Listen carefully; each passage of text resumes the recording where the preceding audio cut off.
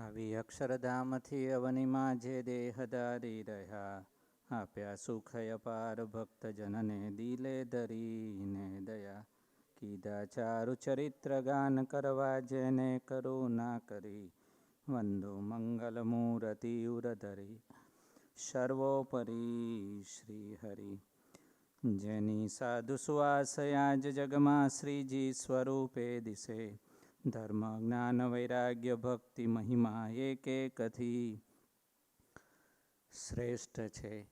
બોલે બોલે અમોલ શબ્દ મધુરા સાક્ષાત સુદાતો જરે, એવા સ્વામી હરિપ્રસાદ વિભુને સ્નેહે નમી સૌતરે.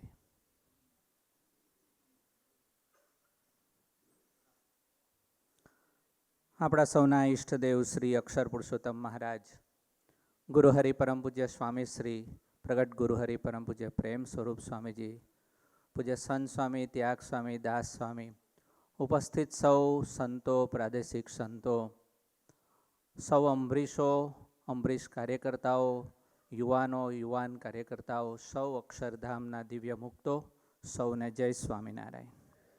આજે 199 વર્ષ પૂર્ણ થયા અને 200મું વર્ષ ચાલુ થયું એની શિક્ષાપત્રીનો જયંતિનો અદ્ભુત પર્વ આપણે સૌ ઉજવવા માટે ભેગા થયા છીએ. પહેલાં 2-3 શ્લોકનું આપણે થોડું પાન કરીએ. જે વાત અહીંયા લખેલી છે એ જ વાત શિક્ષાપત્રીના 209મા શ્લોકમાં લખી છે. સ્વામિનારાયણ હરે આ શિક્ષાપત્રીને વાંચી સંભળાવે એવા કોઈ ન હોય ત્યારે નિત્ય પ્રત્યે આ શિક્ષાપત્રીની પૂજા કરવી અને આ જે અમારી વાણી છે તે અમારું સ્વરૂપ છે એ રીતે પરમ આદર થકી માનવી. જેટલી ભગવાન સ્વામિનારાયણની મૂર્તિને આપણે પૂજ્ય ભાવે આપણા હૃદયની વિશે જે મહિમા છે અને આદર ભાવથી આપણે જે શિક્ષાપત્રીને ભગવાનને માનીએ છીએ એવા જ ભગવત ભાવથી આપણે શિક્ષાપત્રીને પણ માનવાની છે અને સ્વીકારવાની છે. એથી આગળ 207મા શ્લોકમાં લખે છે, જે બાઈ ભાઈ આ શિક્ષાપત્રી પ્રમાણે નહીં વર્તે તે અમારા સંપ્રદાય થકી બહાર છે, એમ અમારા સંપ્રદાયવાળા સ્ત્રી પુરુષે જાણવું. આ એક જ શ્લોક સમજવા માટે આપણે બેસીએ તો કદાચ 5 દિવસનું પારાયણ પણ ઓછું પડે. ધીમે ધીમે આપણે સમજીશું.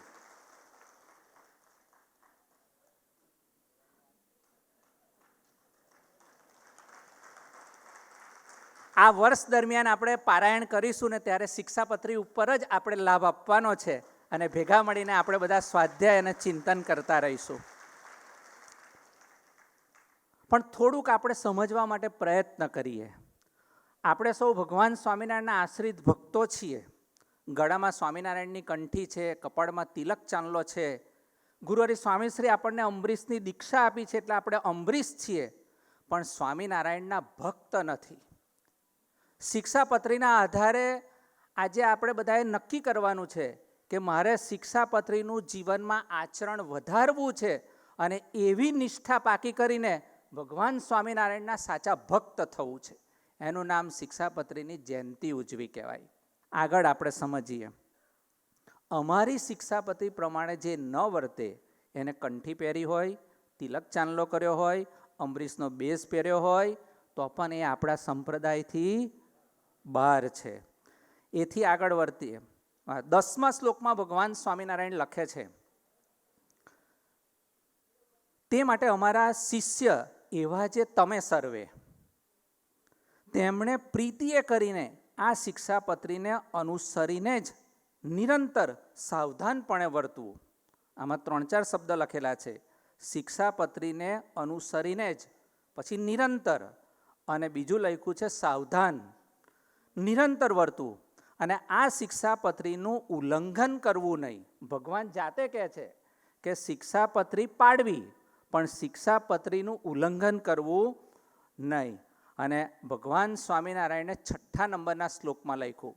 પહેલો શ્લોક આપણે જોયો 209મો કે અમારી વાણી એ અમારું સ્વરૂપ છે. ભગવાન સ્વામિનારાયણે આપણને કીધું કે અમારા સંપ્રદાયથી બહાર છે એવું છેલ્લે ભગવાન સ્વામિનારાયણે કીધું. પણ શરૂઆત ક્યાંથી કરી તો 6 નંબરના શ્લોકમાં ભગવાન સ્વામિનારાયણ એવું કહે છે, પોતાના ધર્મની રક્ષાના કરનારા, શાસ્ત્રને વિશે પ્રમાણરૂપ શ્રીમન નારાયણની સ્મૃતિએ સહિત એવા જે અમારા રૂડા આશીર્વાદ તે વાંચવા. ગુરુહરિ સ્વામીશ્રી આના ઉપર એક પ્રવચન કર્યું.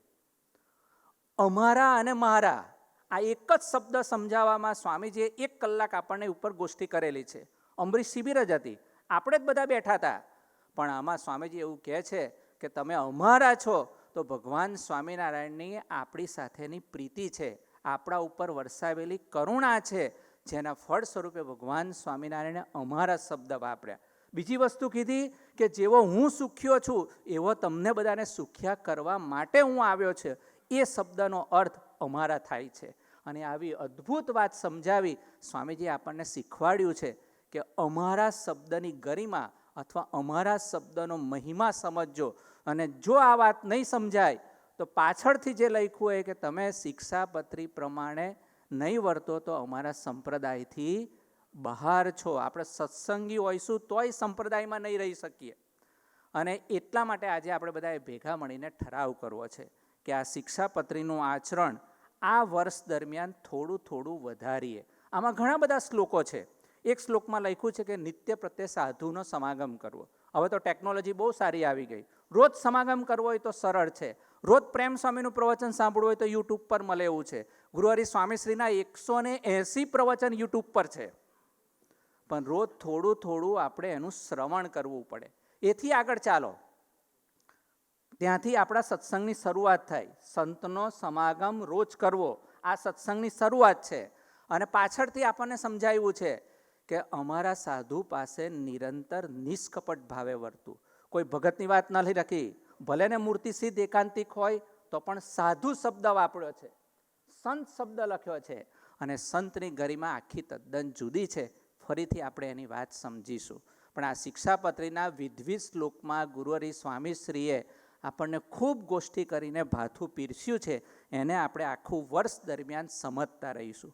હવે આપણે સમજીએ આ શિક્ષાપત્રીના શું ફાયદા. તો ગુરુહરિ સ્વામીશ્રીએ 1-2-2000ની સાલ અને સ્વામીજી આપણને આ મહિમાની વાત સમજાવે છે. શિક્ષાપત્રી એ પ્રાણાધારનો પ્રાણ છે, ભગવાન સ્વામિનારાયણનો પ્રાણ છે. આ શબ્દનો પર્યાય છે. એથી આગળ ચાલીએ. શિક્ષાપત્રી એ ભગવાન સ્વામિનારાયણની સર્વોપરિતા છે. શિક્ષાપત્રી એ અદ્ભુત સર્વદેશીય શાસ્ત્ર છે. ભગવાન સ્વામિનારાયણને ભારતીય સનાતન હિન્દુ સંસ્કૃતિના સર્વે શાસ્ત્રોનો સાર આ શિક્ષાપત્રીમાં લખીને મૂકેલો છે. એથી આગળ ચાલે. શિક્ષાપત્રીના ફાયદા શું? તો પહેલું, શિક્ષાપત્રી પ્રમાણે જીવન જીવવાની અપેક્ષા પ્રભુ એટલા માટે રાખે છે કે આપણને ધર્મ, અર્થ, કામ અને મોક્ષથી સુખી કરવા છે. બીજું, શિક્ષાપત્રી પ્રમાણે વર્તવાનો સંકલ્પ કરીશું તો આપણા આત્માની યાત્રા સ્પીડથી ચાલશે. ત્રીજું, વ્યવહારમાં આપણે દુઃખી નહીં હોઈએ. એમાં લખેલો એક જ શ્લોક 147મો છે કે અમારા આશ્રિત ભક્તોએ દશાંશ વિષાંશ ચોખ્ખો કાઢવો. આ એક જ ખાલી ભગવાન સ્વામિનારાયણની અને ગુરુહરિ સ્વામીજીની આજ્ઞા પાડવાની શરૂઆત કરો તો આજથી તમે ચેલેન્જ હાથેની વાત, તમારા જીવનના દેશકાળ બદલાશે ને ચોક્કસ બદલાશે. પણ એવી નિષ્ઠા, એવો વિશ્વાસ અને એવી આજ્ઞા પાલનનું તાન આપણા હૃદયમાં પ્રગટાવવું પડશે તો આપણા જીવનમાં થશે. અને 2 પ્રકારનો દશાંશ કાઢવાનો છે. ગુરુહરિ સ્વામીજીએ એની પણ ક્લેરિટી કરી દીધી કે જેની પાસે 4 વ્હીલ કાર હોય એને આવકનો 10મો ભાગ કાઢવો, અને જેની પાસે મોટરસાઇકલ, બાઇક, આમ તો જો કે બધા જ પાસે હશે, બાઇક જેની પાસે છે એને 20મો ભાગ કાઢીને ચોખ્ખો આપવો. 100એ 5 રૂપિયા એટલે 20મો ભાગ, અને 100એ 10 રૂપિયા એટલે 10મો ભાગ. આ વસ્તુ આપણે ધીમે રહીને સમજીશું. પણ આ એક, અને સાથે સાથે સ્વામીજીએ આજ્ઞા કરી કે જેવો 10મો ભાગ તમે આવકનો કાઢો, જેવો 10મો ભાગ અનાજ કે ધન ધાનનો કાઢો, એવો જ 10મો ભાગ આપણે સમયનો પણ કાઢવાનો છે. અને જો આપણે સમયનો 10મો ભાગ કાઢીશું તો અંતરના દેશકાળ દૂર થશે. શું દૂર થશે? અંતરના દેશકાળ. અને એ દેશકાળ દૂર કરવા માટે આજે આપણે બધા આવ્યા છે. આપણે બધા સત્સંગ કરીએ છીએ, પણ હજુ આપણા જીવનમાં સંસાર વ્યવહારમાં કોઈક અપેક્ષા છે. હજુ આપણે સત્સંગ કરીએ છીએ પણ આપણા મન બુદ્ધિને વિશે શાંતિ કે સંતોષ નથી. હજુ આપણે સત્સંગ કરીએ છીએ, ભગવાન સ્વામિનારાયણ શિક્ષાપત્રીમાં લખ્યું, અમારા આશ્રિત ભક્તોએ ધીરજ અને સંતોષે યુક્ત વર્તવું. તો ભગવાને જે આપણને આપ્યું છે એમાં સંતોષ માનવાની ક્ષમતા અથવા વિશ્વાસ અથવા એવી સમજણ આપણા જીવનમાં આવશે ક્યારે? તો ધીમે ધીમે ધીમે આ શિક્ષાપત્રીનું વાંચન કરવું પડશે, શિક્ષાપત્રીને સમજવી પડશે અને એ પ્રમાણે આચરણ કરવાની રુચિ દિન પ્રતિદિન આપણા જીવનમાં વધતી જશે. તેમ તેમ આપણા હૃદય વિશે ભગવાનનું સુખ પ્રાપ્ત થશે. આગળ ચાલીએ. સ્વામીજી આપણને ત્રીજા મુદ્દામાં સમજાવ્યું, વ્યવહારિક રીતે દુઃખી નહીં હોવ. ચોથું, ઇન્દ્રિયોના પ્રભાવમાં ખેંચાશો નહીં. સામાન્ય વિવેક આપણામાં ભારોભાર ભરેલા હશે. છઠ્ઠું, ઇન્દ્રિયો નેચરલ પ્રભુ સન્મુખ રહેશે. આધ્યાત્મિક માર્ગ, આત્મા અને પરમાત્મા તરફનો માર્ગ ખૂબ સાનુકૂળ થઈ જાય તે માટે પ્રભુએ આ શિક્ષાપત્રી આપણને આપી છે. બધા જ ધર્મો મૂકી દીધા છે. સાધુના ધર્મ લખ્યા છે, ગ્રહસ્થના નિયમો મૂક્યા છે, આચાર્યના નિયમો મૂક્યા છે, સધવા બહેનો વિધવા બહેનોના નિયમો અંદર મૂક્યા છે. અને ભગવાને આ બધા જ નિયમો બધાને આપીને આપણી અરસપરસની બાઉન્ડ્રી, અરસપરસની નિયમની વાડ બાંધી છે. તમને અમારા નિયમ ખબર હોય એટલે મારી કોઈ ભૂલ થતી હોય તો તમે કહી શકો, તમારા નિયમ મને ખબર હોય તો તમારી કોઈ ભૂલ થતી હોય તો આવા પવિત્ર સંતો આપણને કહીને આપણા આત્માની રક્ષા કરી શકે. ભગવાને અદ્ભુત આત્મીયતા આ શિક્ષાપત્રીમાં મૂકેલી છે, પણ ધીમે ધીમે આપણને એ વાત સમજાશે. વચનામૃતમાં, નિર્દોષ બુદ્ધિમાં, સુહૃદ ભાવમાં આપણે ખૂબ સરળતાથી આ શિક્ષાપત્રીના માધ્યમથી જઈ શકીશું. સાદી વાતો વ્યવહારિક, સામાજિક, ખાનદાની, માણસાઈ પ્રગટે અને વિશ્વાસપૂર્વક શિક્ષાપત્રીનું મનન ચિંતન કરીએ તો આપણામાં ભક્તિ પ્રગટે. પ્રભુએ આપણને ઘણું બધું આપી દીધું છે. એથી આગળ ચાલીએ.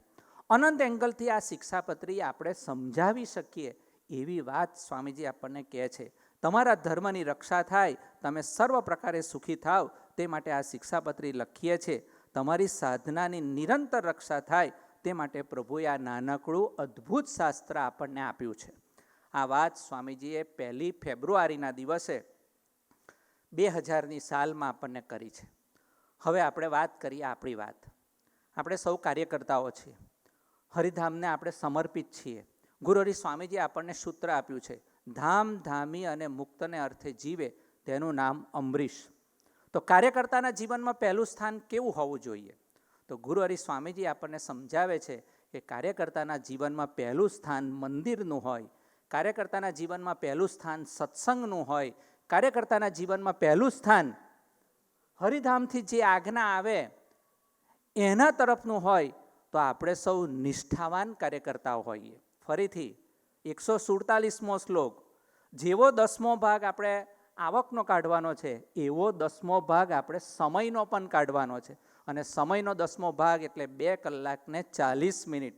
સ્વામીજી કેવા દયાળુ છે, આપણને કરુણાએ કરીને એવું કીધું કે 2 કલાક ને 20 મિનિટ તમે કરજો, જાઓ એમાં તમારો 10મો ભાગ આવી ગયો.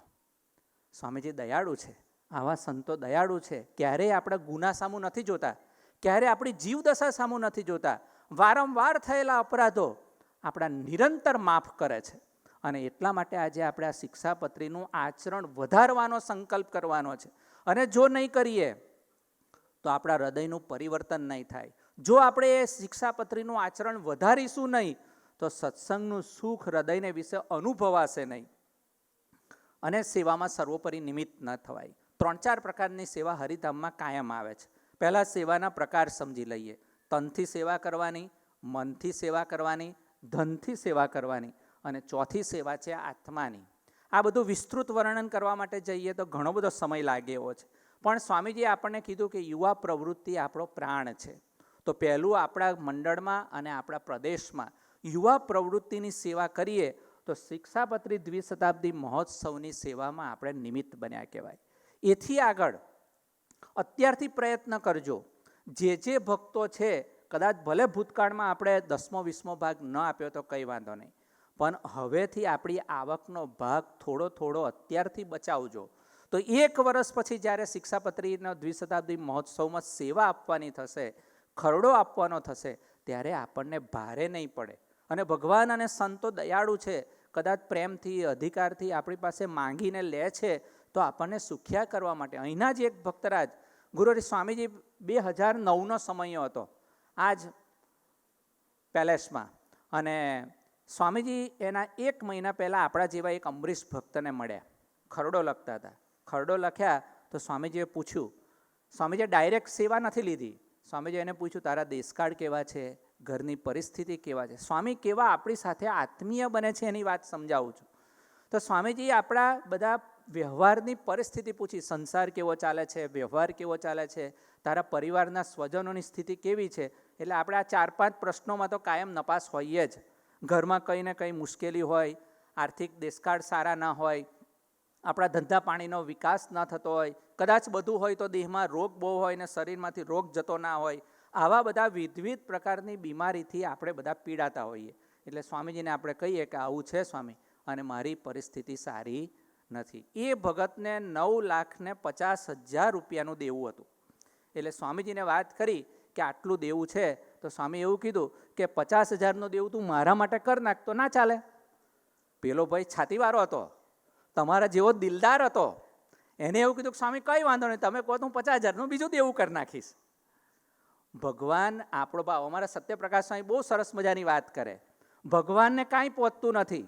કદાચ આવા સોનાના મંદિરો બનાવીને આપી, આ શિક્ષાપત્રીમાં લખ્યું છે, અને આપણે કોઈક દિવસ એની વાતો કરીશું કે જો આપણે શિક્ષાપત્રીનું પાલન ન કરીએ, અને ગુરુહરિ સ્વામીજીએ કીધું પ્રથમ 18 પ્રમાણે ઇન્દ્રિયોનો વિવેક, જાજો વાક અંતઃકરણનો નથી, જાજો વાક ઇન્દ્રિયોનો છે. ઇન્દ્રિયો આપણને છેતરી જાય છે, ઇન્દ્રિયો કરીને નપાસ થવાય છે, અને એની જાગ્રતતા નથી, અથવા તો એ આપણને ખ્યાલ નથી આવતો, એટલે સત્સંગમાં આપણે દુખ્યા છીએ. તો ભગવાન સ્વામિનારાયણ એવું કહે છે કે જો તમે એનું પાલન કરશો તો તમારા હૃદયને વિશે સુખનો અનુભવ થશે. વાત આપણે એ કરતા હતા પેલા ભક્તરાજની. પેલા ભગતે નિખાલસ ભાવે, નિષ્કપટ ભાવે પોતાની પરિસ્થિતિનું વર્ણન કરી દીધું. સ્વામીજીને કીધું તો એમાંય સ્વામીજીને હા પાડી દીધી. સ્વામી એના 51,000ની સેવા લખી. સેવા લખ્યા પછી સ્વામીજી એવું કીધું સારું જા, સમયો પૂરો થઈ ગયો, તમે નહીં માનો. 2009નો સમય પૂરો થયો અને 2010ની સાલનું વર્ષ પૂર્ણ થયું, ત્યાં સુધીમાં ઘરમાં 2 દીકરીઓને લગ્ન કરવાના હતા. બંને દીકરીઓના લગ્ન પૂરા થઈ ગયા. એથી આગળ એ પોતે દૂધ વેચવાનો ધંધો કરતો હતો, પણ ભગવાનને ખબર નહીં શું સારી પરિસ્થિતિ ઊભી કરીને દેશકાળ સારા થયા તો 10 લાખનું દેવું પૂરું. તો હું તમને એવું કહું છું કે સ્વામીજીએ 50,000 લીધા કે 10 લાખ આપ્યા? તમે બુદ્ધિશાળી છો, ગણો આજે. સ્વામીજીએ 50,000 લીધા કે 10 લાખ આપ્યા આપણને, અને છતાંય આપણે રોદડા રડીએ જ મારે બહુ દેવું છે, મારે બહુ દેવું. પણ ભાઈ આજ્ઞા તો પાડવાની ચાલુ કર. આજ્ઞા પાડશો તો દેવું પૂરું થશે, આજ્ઞા પાડશો તો સુખિયા થશો. પણ આ સમજણ હજી આપણામાં આવી નથી, અને આપણામાં આવી નથી એનું કારણ શિક્ષાપતિ પ્રમાણે આપણું આચરણ નથી. આજે આપણે બધા ભેગા થઈને ઠરાવ કરીએ. ભગવાન સ્વામિનારાયણનું ગઢડાનું મંદિર બનતું હતું. પર્વતભાઈ તે વખતના નિષ્ઠાવાન ભક્તરા તમારા જેવા, એમને નક્કી કર્યું કે મારે આ મહોત્સવમાં અથવા આ મંદિરની મૂર્તિ પ્રતિષ્ઠામાં સર્વોપરી હોમાઈ જવું છે. આપણો ભારત એ ખેડૂત પ્રધાન દેશ છે. પર્વતભાઈએ નક્કી કર્યું કે આ વખતે ડબલ જમીન લઈ લઈએ. પોતાની જમીન જે હતી એના કરતાં ડબલ જમીન કરી દીધી.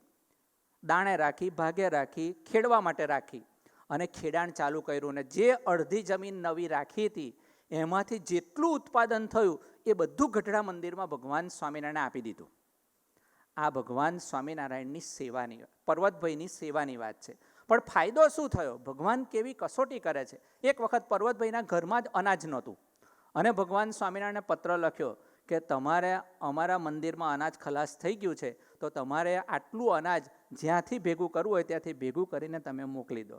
તો પર્વતભાઈએ એવી ચિંતા ના કરી, ભગવાનને એવો પત્ર ન લખ્યો કે અમારી પાસે જ નથી તો અમે તમને શું આપીએ. ભગવાન સ્વામિનારાયણને પર્વતભાઈએ આજુબાજુમાંથી થોડું ભેગું કર્યું, ઓછી પાછીનું લઈ આવ્યા, અને ભગવાન સ્વામિનારાયણ જે માંગ્યું હતું એ બધું ગઢડાની ધરતી પર મોકલાવી દીધું. ત્યારે બીજા વર્ષે, ફરીથી બોલું છું, ભગવાનની બેંક એ લેના બેંક નથી, દેના બેંક છે. એટલું પાક્યું, બીજા વર્ષે એટલું પાક્યું, તો ગયા વર્ષે જે બધું ઓછીનું લીધું હતું એ બધું સરભર પૂરું થઈ ગયું દેવું, અને ભગવાન સ્વામિનારાયણે પર્વતભાઈનો કામ પૂરું કરી દીધું. પણ આવા તો એક નહીં, અનેક પ્રસંગો પર્વતભાઈ સર્વાંગી, પૈસાની જરૂર છે તો ગઢડા મંદિરમાં પર્વતભાઈ હોમાયા, અનાજની જરૂર છે તો પર્વતભાઈ હોમાયા, સેવકોની જરૂર છે તો પર્વતભાઈ હોમાયા. જેટલા સેવકોની જરૂર હોય એટલે ગઢડા મંદિરે મોકલજાય. એથી આગળ પોતાની ખેતી કરતા તો 12 વર્ષમાં 12 જણને તો સાધુ બનાવ્યા.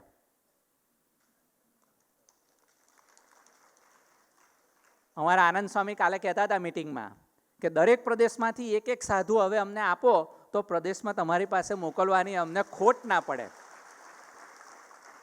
તાલી ના વગાડતા, એક સાધુ બનવા માટે તૈયાર થઈ જજો. પ્રેમ સ્વામી જેને કહે એને આપણે સમર્પિત થઈને આ શિક્ષાપત્રી દ્વિશતાબ્દી મહોત્સવમાં હોમાઈ જવાનું છે. આજે આપણે બધા ભેગા મળીને સંકલ્પ કરીએ. પહેલી વાત આપણે કરી, આ શિક્ષાપત્રી પ્રમાણે સર્વોપરી રીતે હોમાઈ જવું છે. 3-4 પ્રકારની સેવા. પહેલી, દેહે કરીને સેવા. હરિધામ જ્યારે સેવામાં બોલાવે ત્યારે સૌથી વધારે કોઈ આવતું હોય તો 2 પ્રદેશના ભક્તો આવે. આમ તો ભગતજી પ્રદેશ બી અમારું ઘર છે એટલે આવે છે, પણ સ્થૂળ સેવામાં હરિધામની ધરતી પર એક સહજાનંદ પ્રદેશ અને બીજો યોગીજી પ્રદેશ દોડીને સેવામાં આવે. એવી જ રીતે હવે આ વર્ષે બધા જ પ્રદેશના ભક્તો દોડીને સેવામાં આવે એવી પૂજ્ય પ્રેમ સ્વામી, ત્યાગ સ્વામી અને સંત સ્વામીજીની ઈચ્છા છે. આપણી સંમતિ ખરી? આમ જરા હવાર ચા નાસ્તો કર્યો હોય તો આ ઢીલો અવાજ આવે છે. આપણે બધા ભેગા થઈને નક્કી કરીએ કે હવે દ્વિશતાબ્દી મહોત્સવ સુધી કોઈ પણ પ્રકારની સેવા આવે, સર્વોપરી રીતે હરિધામની ધરતી પર આપણે હોમાઈ જવું છે. પહેલી સેવા. હા, બીજી સેવા પ્રેમ સ્વામીએ જો આપણને કહ્યું, અક્ષર પ્રદેશના ભક્તો પણ દોડીને સેવામાં આવે છે. હવે આ વર્ષે તો સ્વામીજી અમે બધા જ આવવાના છીએ એટલે હા.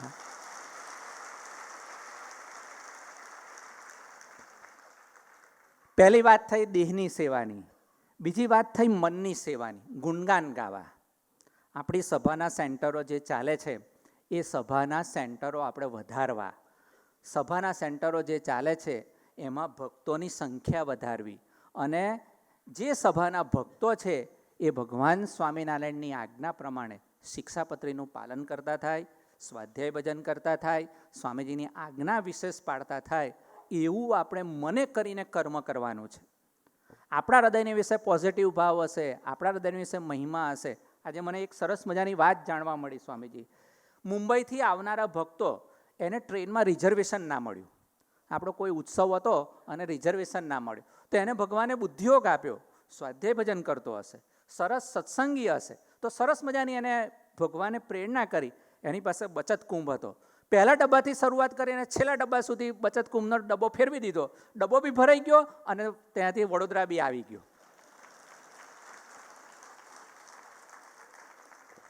આવા તો ઘણા બધા પ્રસંગો ભક્તોના જાણવા મળ્યા મને. પણ કહેવાની ભાવના શું કે આપણે નિમિત્ત બનવું છે તો ભગવાન બુદ્ધિયોગ આપે. નિમિત્ત બનવું છે તો સેવા થઈ શકે. નિમિત્ત બનવું છે તો આયોજન ખાલી હું બોલું એટલા જ નહીં, ભગવાન તમને પણ સારા વિચારો આપશે અને એ પ્રમાણે આપણા પ્રદેશમાં આપણે કરીશું તો ચોક્કસ થઈ જશે. બીજી વાત કરી આપણે સભાની. ત્રીજી વાત કરી ધને કરીને. અત્યારથી થોડું ધન, અનાજ બધું બચાવતા થઈએ અને આપણે હરિધામની ધરતી પર સેવામાં આપવાનું છે. અને ચોથી વાત કરી આત્માની. અને આત્માની વાત શું તો નિયમિત સ્વાધ્યાય ભજન.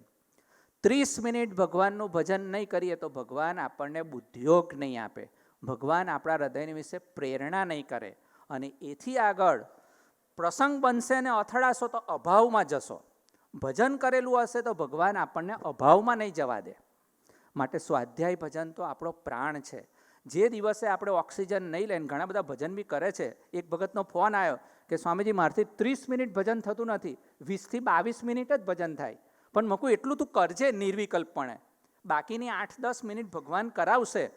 22 મિનિટ એ નિર્વિકલ્પપણે ભજન કરી શકે છે અને બાકીની 8 મિનિટ એ નથી કરી શકતો. તો મકું ચિંતા ના કરે, છોડીશ નહીં તું, ભજન છોડતો નહીં. અને સ્વામીજી પાસે ગયા, એ હરિભગત હતા, અમરીશ નહોતા થયા, ભગવાને એમને ધામમાં લઈ લીધા. અમારા વાસદના હતા, લાલજીભાઈ એનું નામ, બેટાસીના. બહુ સરસ. સ્વામીજીને ડોળીની ભાજી એને સૌથી વધારે જમાડી. એક વખત તો એની દેહની પરિસ્થિતિ બહુ ખરાબ હતી. આપણે આનંદ વિહારી સ્વામીએ ફોન કર્યો કે સ્વામીજીની માટે ડોળીની ભાજી જોઈએ છે, તમે લઈ આવશો. તે વખતે એવું બન્યું કે ગરમ પાણીનું તપેલું એના પર પડ્યું હતું, તે દાઝી ગયો હતો, એ ફોલ્લા પડી ગયા હતા. તો એવા ફોલ્લેવાળો માણસ ઊભો થઈને એવું ના કીધું કે હું બીમાર છું. ઊભો થઈને વાસદના મહીસાગરના કોતેડામાં ગયો અને ડોળીની ભાજી તોડી લાવ્યો અને એના દીકરાને આપવા મોકલી. આનું નામ નિમિત્ત બન્યા કહેવાય. એ ભગત હરિધામની ધરતી પર આવ્યા અને સ્વામીજીને પ્રાર્થના કરે છે કે સ્વામીજી, હું ભજન તો કરું છું, 30 મિનિટ ભજન કરું છું, પણ તમે જેમ કહો છો કે રડીને ભજન કરવું, એમ મારાથી રડીને ભજન નથી થતું. ત્યારે સ્વામીજી એને ભેટી પડ્યા. સ્વામીની આંખમાં હર્ષના આંસુ આવી ગયા અને સ્વામી ભેટીને એટલું જ કીધું કે તું ચિંતા ના કરીશ, મહારાજ તને એક દિવસ એવું ભજન કરવાનું સુખ આપશે. આજે કેવા અદ્ભુત ભક્તોના સમાજમાં આપણે બેઠા છીએ. આજે કેવો અદ્ભુત આપણો સત્સંગ છે. ચારે પાખાડો એથી આગળ બધા જ પ્રકારનું સુખ આપણા સત્સંગમાં છે. કોઈ જગ્યાએ બહાર જવાની જરૂર નથી. કોઈ બીજું શાસ્ત્ર વાંચવાની જરૂર નથી. કોઈ બીજો ભાર આપણા હૃદયમાં રાખવાની જરૂર નથી. આપણે ને આપણા ભક્તો એ જ સાચા સગા. અઘરું પડશે, ધીમે ધીમે ધીમે ધીમે શરૂઆત કરજો. પણ સંસારમાં કોઈની આપણે ઉપેક્ષા નથી કરવાની, પણ આપણા જીવનમાં સત્સંગનું સ્થાન તો પ્રથમ આપણે રાખવાનું જ છે. અને જો એ નહીં હોય તો નિષ્ઠાની કચાશ રહી જશે. જો હરિધામનું પ્રાધાન્ય આપણા જીવનમાં નહીં હોય તો આપણા જીવનમાં સત્સંગની કચાશ રહેશે. હું મંદિરનો ને મંદિર મારું એવું આપણે બોલીએ તો છે, પણ વર્તવાનું છે. બોલીને આપણે ખાલી એ નથી કરવાનું. હવે આપણે ધીમે ધીમે શરૂઆત કરીએ. છેલ્લી વાત કરીએ આપણે સ્વાધ્યાય અને ભજનની. ગુરુહરિ સ્વામીજીની પાસે શિક્ષાપત્રીનું આચરણમાં આપણી ક્યાં ભૂલ થાય છે, ઘણા બધા ભક્તોને ખબર નથી પડતી. ભગવાન સ્વામિનારાયણે એવું કીધું કે કોઈ રાજા, કોઈ વિદ્વાન, કોઈ પ્રતિષ્ઠિત માણસ, કોઈ સરકારી કર્મચારી અથવા તો અધિકારી આવે તો ઊભા થઈને એનું સન્માન કરવું, એને આદર થકી આવકાર આપવો અને એને બેસાડવા, એની આગતા સ્વાગતા કરી. આ જ વડોદરાની ધરતી પર એક આપણા ભક્તરાજ, એનો ખાદ્ય ખોરાકીનો બિઝનેસ ચાલતો હતો. એક સરકારી કર્મચારી આવ્યા અને એની પાસે એક વસ્તુ માંગ્યા પછી થોડીક પૂછપરછ કરી. એમાં થોડીક વાદ વિવાદ થયો. ભગવાન સ્વામિનારાયણે એવું કીધું કે ગુરુ આચાર્યને એમની સાથે વિવાદ ન કરવો. શિક્ષાપત્રીમાં જ લખેલું છે. આ બધા નાના નાના નિયમો પાલીશું તો બહુ સુખ્યા થઈશું એની વાત. એ ભગતને જોડે વાત કરતાં કરતાં થોડો ઝઘડો થયો એટલે પહેલાં તો ગુસ્સે થઈને ત્યાંથી જતો રહ્યો, પણ સત્તા હતી એની પાસે, સરકારી અધિકારી હતો, તો બીજે દિવસે એના પર નોટિસ મોકલી અને દુકાન બંધ કરાવી દીધી. હવે આવું થાય એટલે આપણે શું કરીએ? સીધા દોડીને હરિધામ આવીએ. કોઈ પણ પ્રકારનું દુઃખ આવે, દેહનું આવે, મનનું આવે કે ધનનું આવે, આધિ વ્યાધિનું ઉપાધિ, આપણો આશરો કોણ? એક હરિધામ, એક સ્વામીજી, એક પ્રેમ સ્વામી. દોડીને આપણે આવવાનું કંઈક, સ્વામી હવે હું શું કરું? કારણ કે આપણી બુદ્ધિ બંધ થઈ ગઈ, આપણા દરવાજા બધા બંધ છે, એટલે આગળ ચાલવાનો રસ્તો આપણને મળતો નથી. તે પેલા ભગતને આવું થયું અને નોટિસ આવી, સજા થવાની હતી ₹1,00,000-2 લાખ રૂપિયાની. એથી આગળ કદાચ જો જે દંડ ના ભરે તો જેલમાં જવાનું. એટલે એ ભગત મૂંઝાયા, આખી રાત રડ્યા. પણ સવારે પૂજામાં બેઠા ત્યારે ભગવાને પ્રેરણા કરી, હરિધામ જાઓ. હરિધામ બી સ્વામીજી જાણે આપણી જ રાહ જોઈને બેઠા હોય એમ નિરંતર ખુલ્લા દરવાજા રાખીને બેઠા છે. સ્વામીજી પાસે ગયા તો સ્વામીજી અનિર્દેશમાં એકલા જ બેઠા હતા. સ્વામીજીને મળ્યા, સ્વામીજીના ખોળામાં માથું મૂકીને રડી પડ્યા. રડતા રડતા પોતાના હૃદયની વાત કરી કે સ્વામીજી આવું થયું, 2-4 દિવસ પહેલાં આવી રીતે ભગત આવ્યા હતા અને આવી મારી ભૂલ થઈ ગઈ. સ્વામીજીએ ધડ દઈને એક લાફો માર્યો. સ્વામીજીનો આ લાફો બી બહુ મોટું કામ કરે છે. એના બી પાછા પ્રસંગ કહેવાય, પણ હવે મારો સમય પૂરો થયો એટલે લાંબી વાત નહીં. પ્રસંગ અસ્થાને છે. એટલે પેલા ભગતને સ્વામીજી એક લાફો માર્યો કે આવું કરાતું હશે, તારી બુદ્ધિ કઈ બેર મારી ગઈ હતી એમ સ્વામીજી એમના શબ્દોમાં કીધું અને પેલાને ખખડાવી નાખ્યો. પછી કીધું કે હારો અર્થો સ્વામી કરુણા નીતિ, જેમ વાત કરી એમ પ્રેમ સ્વામી આપણા બધા જ ગુના માફ કરે છે અને રોજ કરવાના છે, વિશ્વાસ રાખજો. એટલે એમની પાસે 2 હાથ જોડીને કીધું કે સ્વામી હવે હું શું કરું? સ્વામીજીએ પછી ધબ્બો માર્યો, ધબ્બો મારીને એવું કીધું કે ચિંતા ના કરીશ, એમના ઘેર જા, સાહેબના ઘેર જવાનું અને એવું કહેવાનું કે ભગવાન સ્વામિનારાયણે આપેલી શિક્ષાપત્રીનો મારાથી લોપ થયો છે, માટે તમે મને માફ કરો. અને કદાચ પૂછે તો કહેજે મારા ગુરુ હરિપ્રસાદ સ્વામીએ મને મોકલ્યો છે. સ્વામી આવું કમ્પ્લીટ ભણાવીને મોકલ્યો એને. સ્વામીજી આવું પરફેક્ટ ભણાવીને એને મોકલ્યો. અને એ ભાઈ ગયા એટલે એવું કીધું કેમ આવ્યો? એ સાહેબ આપની માફી માંગવા આવ્યો. 2 દિવસ પહેલાં તમે આવ્યા હતા અને મારાથી ગુસ્સો થઈ ગયો, ગમે તેમ બોલાઈ ગયું, તો મને માફ કરો. અને એવું તો તને કોને મોકલ્યો? એવું સાહેબે જ પૂછી લીધું. એટલે પેલાએ કીધું મારા ગુરુ સોખડાવાળા હરિપ્રસાદ સ્વામી એમને મને મોકલ્યો છે અને એમને કહેવાથી હું તમારી પાસે માફી માંગવા આવ્યો છું. ત્યારે પેલા સાહેબનું અંતર દ્રવી ગયું. એ તો ભગવાનનું જ કરતાપણું છે. સ્વામીજી જેવા સાહેબમાં હૃદયમાં હતા, આના હૃદયમાં હતા, એવા સાહેબના હૃદયમાં બી ખરા જ ને. પ્રેરણા કરનાર તો સ્વામીજી છે. એટલે સ્વામીજીએ પેલાને કીધું કે સારું સારું કંઈ વાંધો નહીં, ચાલ માપ, કાલે સવારે 11 વાગે ઓફિસમાં આવી જજે, કેસ પાછો ખેંચી લઈશું અને આપણે સમાધાન કરી નાખીશું. 1,00,000-1.5 લાખ રૂપિયાનો દંડ 1 પણ રૂપિયા વગર સ્વામીજીએ મફતમાં માફ કરાવી દીધો. અને એનું કારણ શું? શિક્ષાપત્રીનું આચરણ. સ્વામીજી એક જ વસ્તુ કહી કે મારી શિક્ષાપત્રી પ્રમાણે મારાથી વર્તાયું નથી, મને માફ કરજો. દાસના દાસ બી બની ગયા અને શિક્ષાપત્રી પ્રમાણે વર્તાઈ પણ ગયું. તો આજના શુભ દિવસે આપણે ઠાકોરજીના ચરણોમાં પ્રાર્થના કરીએ, ગુરુહરિ સ્વામીજીના ચરણોમાં પ્રાર્થના કરીએ. આવતો દ્વિશતાબ્દી મહોત્સવ આજથી જ આપણે ચાલુ કરવાનો છે. રોજ ભજન કરજો એટલે ભગવાન પ્રેરણા કરશે, બુદ્ધિયોગ આપશે. રોજ ભજન કરજો એટલે નવી નવી સેવા કરવાનો સૂઝ આવશે. રોજ ભજન કરજો એટલે આપણી આજુબાજુ રહેલી સેવા આપણે સરસ રીતે કરી શકીશું. અને ઘણા બધા કરે જ છે, નથી કરતા એવું પણ નહીં.